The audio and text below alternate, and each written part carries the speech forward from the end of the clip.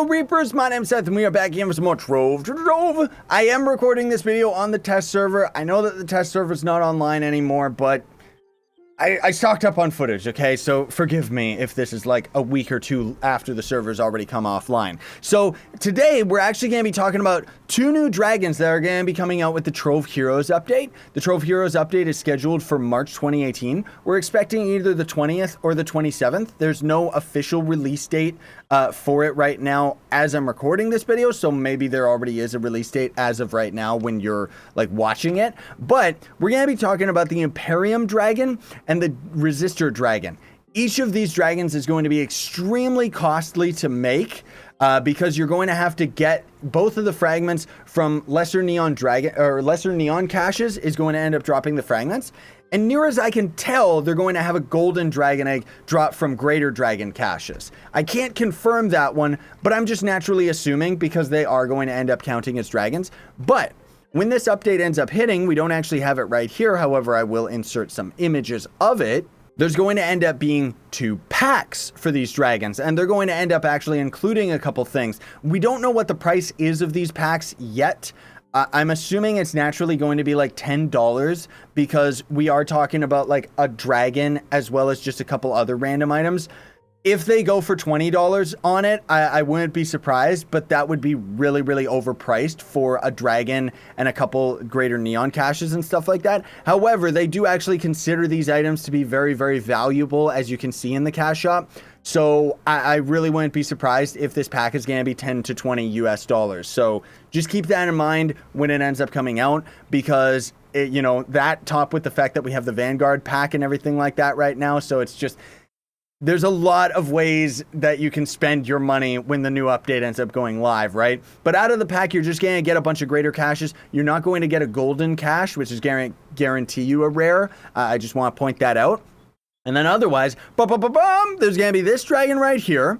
He's the, what is this one? This is the Resistor dragon. So I'll talk about his crafting components a little bit later on in the video, just because of how crazy they are. And as I'm on the test server right now, there's actually no crafting components. But on the Trove Wiki, they ended up kind of going into the game code. I think that was Sky the Virus that ended up doing it. If it's not Sky, you know, somebody accordingly say who ended up doing it in the comments below. But they ended up ripping into the game files and found the crafting components for these guys. So we are going to be able to talk about that today. The dragon itself, very, very strange. Like, seriously, he's got 3 wings, which is really weird, but he's got some of the most beautiful video effects I've ever seen with his actual fireball. You can see it just kind of creates like a vortex of death. Absolutely love it. The dragon itself does have very nice footprints, and then the fire that actually comes out of his nose I really like too, because it kind of gives the impression of electric fire, because that's kind of what an electric fire does look like. It kind of has sparks when it ends up going like that, and just generally it's really dangerous.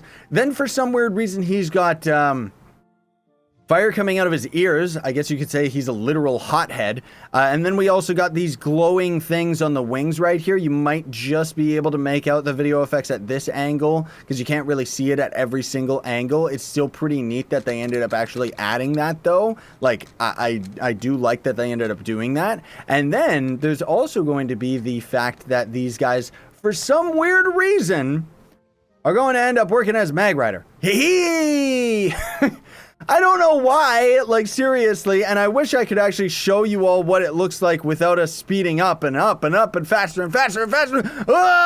But seriously, it's pretty cool that it ends up actually working as a Mag Rider, gets a nice trail behind it. There's no real reason for it other than it's neat.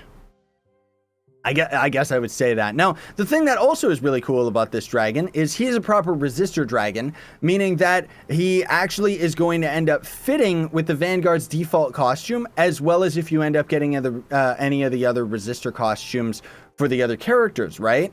I wanted to point out as well, if I could ever end up actually finding a Resistor crafting bench, but you can actually loot, well, not necessarily loot collect, you can craft. With the Resistor's crafting bench, you can craft this dragon's fragments into a sentient shard. You can do that for the other dragon right here as well. The reason for that is going to be the fact that if you end up having extra fragments and you want to get rid of them, now you actually have something that you can end up doing with them, right? So I want to take a quick little peek right here and see what these things end up loot collecting into, though, because it might be more viable to just loot collect them outright. Yeah, because you're going to end up getting quite a bit of flux out of it. So I guess it depends on the resource that you want to go for. That said, sentient shards are kind of time locked outside of the fact that if you can summon beacon bosses over and over, you can get them.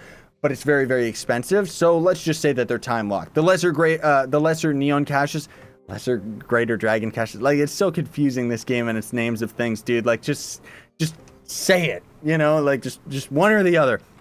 But with the lesser neon caches, those are going to be through rampage challenges specifically. So you can see in the top right, it says time's up, and that's actually been for an hour for some reason with the rampage challenge. I don't know why, it's really buggy. But you get a lesser dragon cache from actually completing the first tier. You're going to be able to get 3 lesser neon caches. Did I say greater caches? Man alive. You're going to be able to get 3 of them per rampage challenge, all right? Now let's swap over to the other dragon, which I have hanging out here on my knight. Hee! This guy's really cool because he's actually got a unique skeleton and kind of counts as the first wyvern of the game, near as I can tell.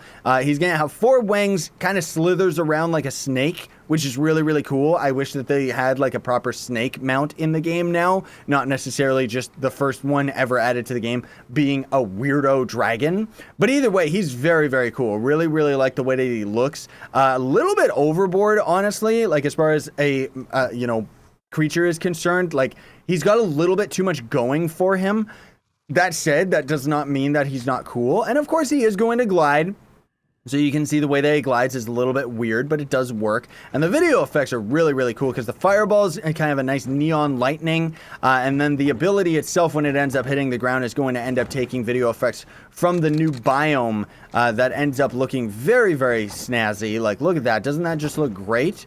Especially the cool thing too is that this fireball actually has 2 different ways that it can animate, where if it's flat on the ground, it's going to be flat, and then if you hit something on the side, it's going to kind of come out of that. I don't know if other dragon fireballs actually bother doing that. Like, the explosions themselves, I think, are always just flat and exploding upwards, because none of them end up having like a flat surface like this thing does. This guy is also going to operate the same as the other one, where you're going to be able to use him on a mag rider. It actually looks better than the other dragon, kind of feels more like a car. I think it would be nice if Trove started adding transforming mounts, you know? So when the Trove Heroes update ends up going live and you come to the hub, there's going to be a Dragon Crucible hanging out right up here for you so that you don't have to go to the one that's down here. However, this one still is going to exist. And while right now, as I'm recording this video, there's no actual way to craft these guys, this is where I want to give a huge shout out to the developers, because they ended up actually throwing me these dragons on the test server. I had to ask them very nicely, but it was awesome that they ended up throwing them to me, because it meant that I could actually cover them in a video, let you see a nice little sneak peek preview of what you're going to be able to expect for the new dragons when the Trove Heroes update comes out. And then they also were kind enough to throw me a couple golden dragon eggs so that I could actually give those out to a couple people while the test server was still online. Now, this is going to end up being the crafting components for these dragons. First of all, we're going to end up looking at the Amperium dragon. Very, very expensive for these guys. He's going to end up being 400 dragon coins, 50,000 flux, 10 memory matrix, which is a resource that you have to craft at the Resistor's crafting table. It's very, very expensive as far as plasmum is concerned. 5 logic loops, 50 sentient shards, that time-gated content that we were talking about, outside of if you use beacons. Check out my Rampage Challenge video in the description. That's going to end up explaining sentient shards a little bit more in detail. I may have to do a video that talks about sentient shards specifically, because people seem to still be confused. But then you're going to have 100 fragments. Not 25, not 50, 100. That's a bit steep. Honestly speaking, that's a bit steep for my taste. I would have preferred 50, because 100 is really, really crazy. Especially considering the fact that the only way that you can actually get the fragments is to go and complete rampage challenges, and you're going to get 3 lesser caches, or you can get a scrap box from the bosses, and they're going to very rarely contain the dragon fragments. And you can only complete the rampage challenges like every 3 to 5 hours when the rampage decides to magically appear instead of like a dragon or collection challenge instead, right? So yeah. Also, one thing too that I wanted to point out, which is really interesting, is if these packs are actually sold for credits, then A+ for effort devs, because if the packs are sold for credits, then it means that, honestly speaking, free-to-play players are going to be more inclined to grind their flux up to buy the pack for credits by buying credit pouches, which means that somebody along the line had to spend money to get credit pouches, but ultimately means that free-to-play players are going to be able to benefit from not having to grind and wait on random number chance. They can just grind their flux outright. So then the other dragon is going to be very, very similar. 400 dragon coins, 50,000 flux, 10 charged circuits, 5 logic loops, 50 more sentient shards. That's why I would preferably have that number reduced. But I guess it's okay. You know, it's not like that bad if you're just farming rampage challenges and stuff. Of course, these dragons are supposed to be like end game dragons. I guess that's why they work as mag riders for some reason. But he's going to also end up costing 100 fragments, which is pretty crazy, dude. Like, seriously, these guys are really, really expensive. Again, if the packs are sold for credits, then it's perfectly fine. That'll work okay. And then as far as the stats are concerned, as of right now on the test server, both of these dragons have the same stats.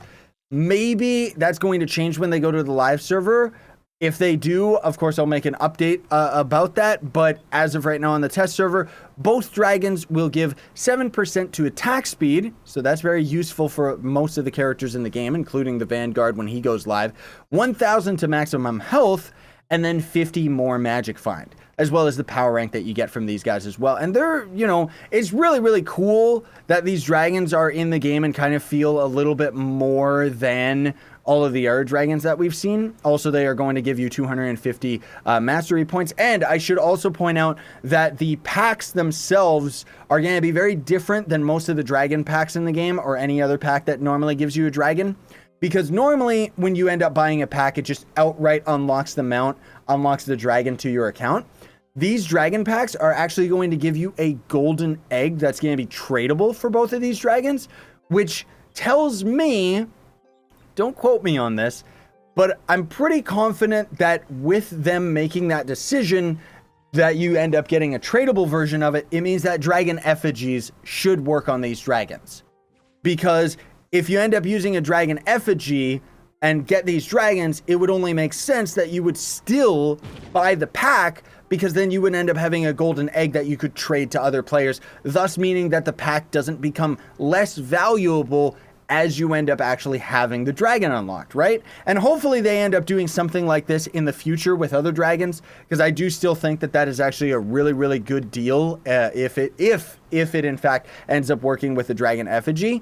Honestly speaking, I really hope that the packs are going to end up being maybe 2,000 to 2,500 credits, because that would be a lot more worthwhile. Because with the Vanguardian pack, you're getting this for 3,000 credits, which is roughly $20. And you're getting a whole class out of it. Not just a dragon and a couple like frameworks and junk like that, right? So we'll see what happens when it goes to the live server. But in either case, that's already gonna be it. So thank you so much for watching, everybody. Very much appreciated. Don't forget to like, share, favorite, and subscribe for more daily content. That's also gonna build up loyalty points in my merch store. Links are in the description. And if you want to donate to me, you can actually donate to me for absolutely free with Gawkbox, or you have the option to do it through PayPal. Links will be in the description to Gawkbox, which incidentally is linked with my PayPal as well. Sayonara and stay epic, everybody.